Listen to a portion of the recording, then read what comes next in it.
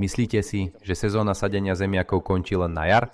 Omyl. Ak chcete zberať lahodné mladé zemiaky aj na jeseň, zasaďte ich v júli. Po zbere skorej zeleniny, ako je cesnak alebo hrach, vám zostanú voľné záhony.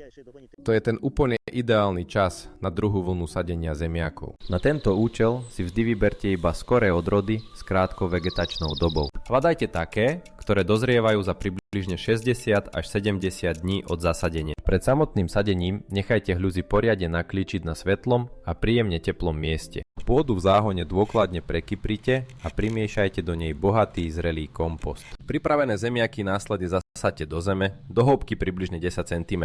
Pamätajte, že v horúcich letných mesiacoch je pre úspech absolútne kľúčová vlhkosť pôdy. Polievajte ich pravidelne, naozaj výdatne, najlepšie vždy skoro ráno alebo neskoro večer. Celú plochu poctivo mulčujte slamou, aby ste udržali vlahu a zabránili rastu buriny. Keď zelené rastliny vyrástú do výšky 20 cm, nezabudnite ich opatrne prihrnúť zeminou. Zapamätajte si kľúčové pravidlo. Letné sadenie vyžaduje dvojitú pozornosť pri polievaní, inak hľuzy nenarastú. Vyskúšajte tento skvelý postup ešte dnes a vaša vlastná úroda vám poďakuje. Uvidíte, že čerstvé domáce mladé zemiaky zozbierané v októbri chutia naozaj fantasticky.